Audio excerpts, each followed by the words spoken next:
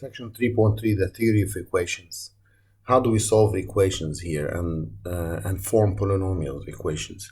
So let's say we're asked to solve this equation, x minus 2 to the third power times x plus 5 to the second power equals to 0. To do that, to the third power means x plus 2 by itself 3 times equal to 0 each, and x plus 5 by itself twice equal to 0 each. So then that would give me x equals to 3 times and x equals negative 5 2 times. We say that x equals 2 with multiplicity 3 and x equals negative 5 with multiplicity 2. How do we solve x to the 6th plus x to the 4th equal to 0? To do that, we factor x to the 4th out. That gives me x squared plus 1. Now, to solve this one, we said this equals 0 or this equals 0. So you get x to the 4th equals 0 or x squared plus 1 equals 0.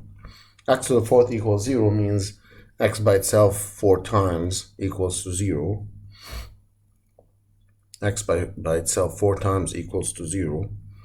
Or the x squared plus 1 equals 0. So we say x equals 0 with multiplicity 4. Now to solve x squared plus 1 equals 0, we subtract 1 on both sides and we use the square root property, which says if x squared is m, x is plus or minus the square root of m. So here we get x equals plus or minus the square root of negative 1. But the square root of negative 1 is I from the complex numbers or imaginary numbers. So then the roots here that we got are basically 0, negative I, and I. Recall this formula, the x minus y times x plus y, it's x squared minus y squared. X squared minus y squared. So what you do to multiply this out, x minus 4i, x plus 4i, you can rewrite it as x squared minus 4i squared. X squared minus 4i squared. And that would give me in return x squared minus 16i squared, which is x squared plus 16. X squared plus 16, because I squared is negative 1. Now about if I want to multiply this out, x minus 3 minus I, x plus 3 plus minus I. So they look the same. This looks like x minus y times x plus y. So the formula says you do x squared minus y squared. So we do x squared minus 3 minus I squared. And that would give me x squared minus, you square this one using the formula a minus b squared formula, which is a squared minus 2ab plus b squared.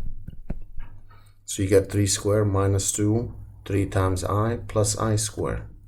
So that gives me 9 minus 6i minus 1, which is 8 minus 6i. That gives me x squared minus 6 plus 6i, or x squared minus 8 plus 6i. That's the max you can simplify to. Another example, you may pause the video and try it. This one, how do we multiply this out? In order for us to do so, we don't multiply the first one by the second one. We can multiply the last two factors by each other. We multiply these because they look almost the same. So x and 1 minus I, just one of them negative, one of them positive. So what do we get? We keep the x plus 1 the same. We take the first one, we square it, minus the second one, square it. Keep x plus 1 the same. Get x squared minus, we need to square 1 minus I. It's 1 squared minus 2 times 1 times I plus I squared. That gives me 1 minus 2i minus 1. Simplify the 1 and minus 1 out, and that would give me plus 2i. Then we multiply now x plus 1 times x squared plus 2i by distributing this times this plus this times this plus this times this plus this times this, and that gives me the answer.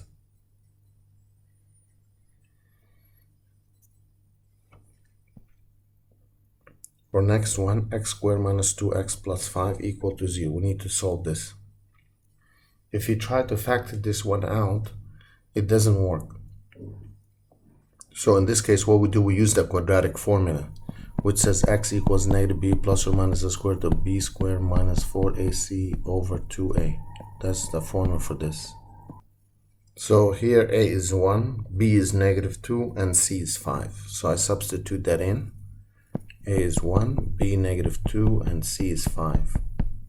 We got this one. Then we simplify under the radical term. We get 4 minus 20, which is -16. But the negative comes outside. Negative comes outside as an I and the 16 as a 4. Then we divide, factor 2 on the tops, cancels, you get 1 plus or minus 2i are the roots. And since those are the roots, what we do is, that means the plus or minus means one of them plus, one of them minus. So it's 1 plus 2i and 1 minus 2i. Those are the x values. One thing to keep in mind, notice how if these are called conjugate roots, they are conjugate of each other.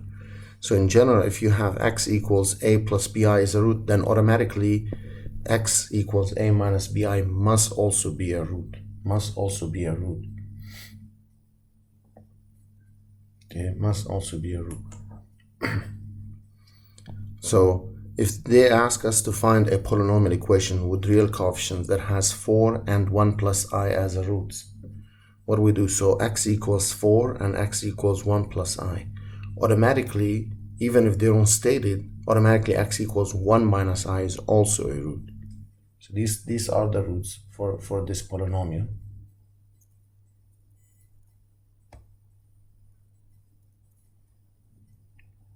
Now,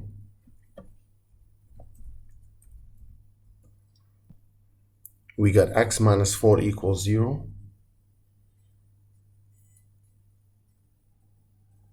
X minus 1 minus I equals 0. X minus 1 plus I equals 0. That's by the factor theorem. So if x equals a is a root, x minus a is a factor, or you can subtract a. Then what do? We take these three factors and multiply them out, list them like this to get the polynomial p of x. Then we are going to do exactly what we did earlier. We multiply the last two factors by each other by using the formula a squared minus b squared. And I'm sure you can expand this part inside. X squared minus 2x plus 1 minus I squared. I squared is -1, becomes plus 1.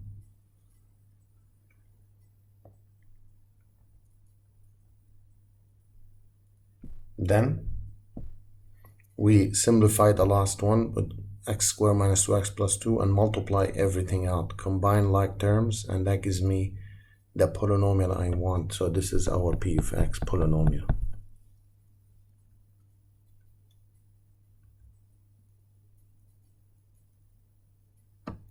Next one, we have something called Descartes' rule of sign.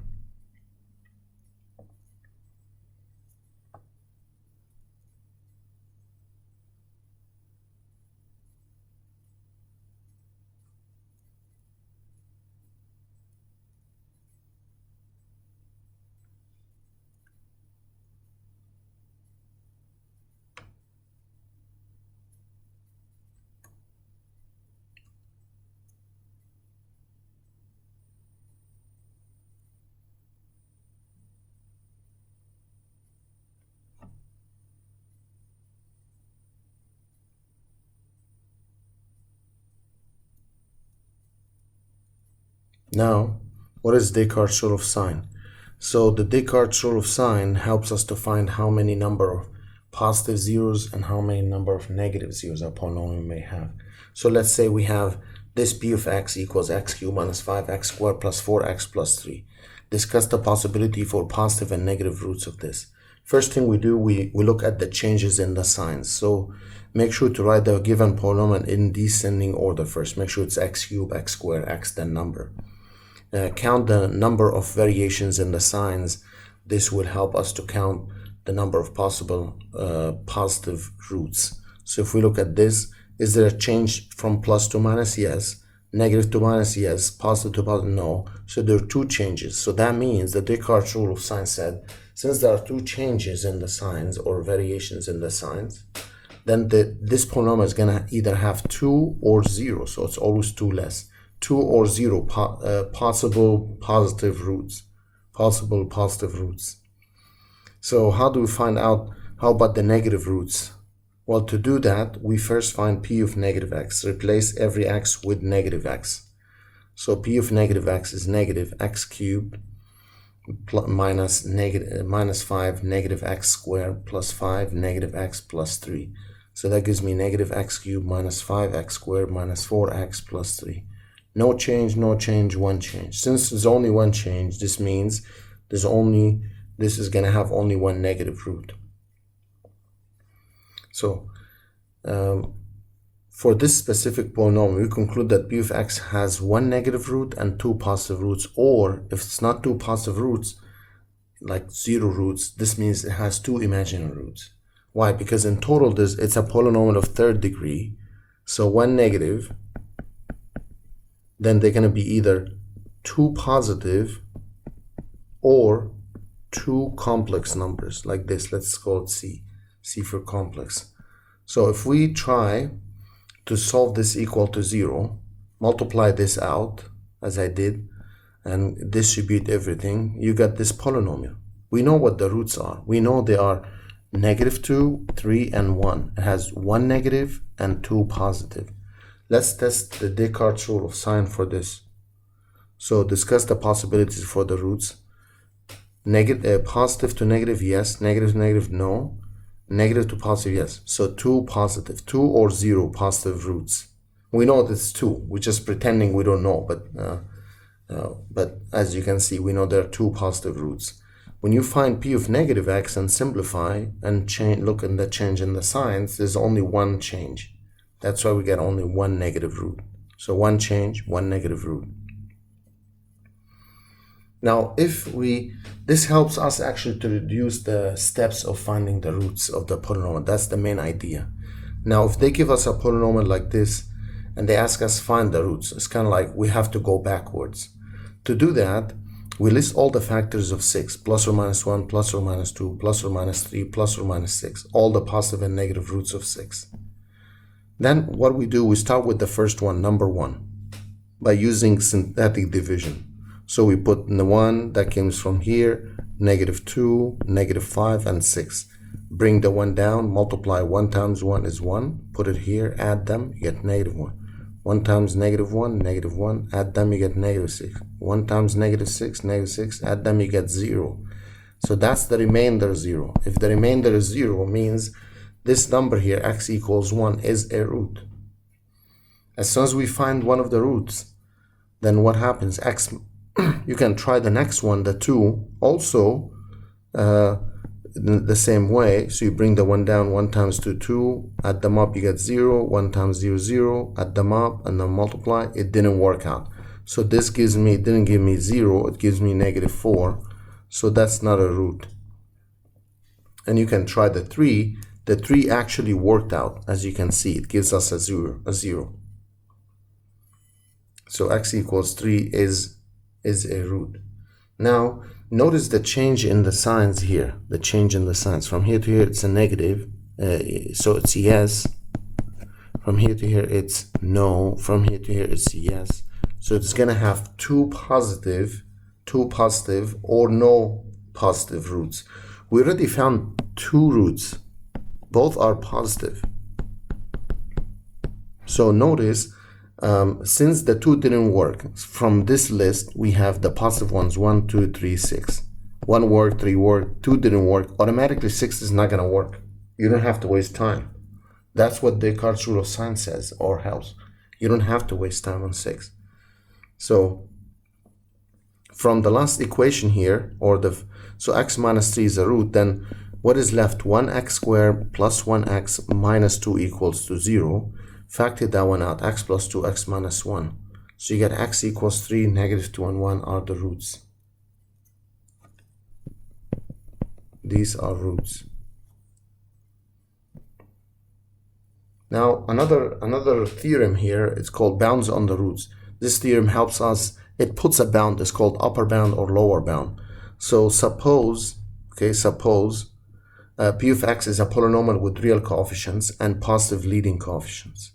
And we perform synthetic division with x minus c. So if you divide p of x with x minus c. Leading coefficient means the first coefficient of the polynomial. Then what happens? If c is bigger than 0, like that, the number C, and all the terms in the bottom row of the syntactic division are non-negative. Non-negative means bigger than or equal to 0. Then C is an upper bound for the roots of P of X. How does that help if I know C is an upper bound? If you find out that C is an upper bound, means you do not have to check anything beyond that. Like you don't have to worry about what comes next. Like anything beyond that number, you don't have to check it if it's going to be a root or not. Same thing, if C is less than 0 and the terms in the bottom row alternate in the signs, then C is a lower bound for roots of P of X. So let's look at this example. So we're going to try to find the bounds for this one. So what to do first, we start using syntactic division with 1, 2, 3, 4 and see what happens. So if I do 1, we get these numbers 1, 4, -1, -16. So it's not like all have the same sign or alternate in the signs, so that doesn't help. If I take 2, we get 1, 5, 5, -5. There's no alternation or the same sign.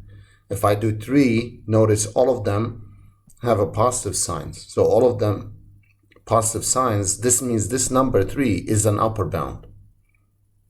So if we list down the possible rational zeros, plus or minus 1, plus or minus 3, plus or minus 5, plus or minus 15. So this helps us to basically ignore the last 2. So I don't have to worry about the 5 or 15. I don't have to check them. So that saves me time to ignore the 5 and the 15. So now we find the lower bound. We use syntactic division by taking the negative ones. So with the -1, I got 1, 2, -7, -8. With -2, I got 1, 1, other stuff. There's no alternation in the sign because I got 1, 1, no alternation, so I stop there. 1, 0, -5, 0. The next one, 1, -1, -1, -11, no alternation. 1, -2, 5, -40. So alternation, positive, negative, negative, positive, positive, negative. So the 15, sorry, to go back to this one, when I ignored those, so we had 1, 3, 5, 15. I ignored the 5 and 15. We don't need them. But when it comes to the negative part, we found out that negative 5 is going to be the lower bound. So when -5 is the lower bound, I don't have to check -15 because it's smaller than that. So what we have here so far, we found out that, I can ignore the 5, 15 or cross them out and -15. So here, note that we are only testing the integer roots, not the fraction roots. Integer roots.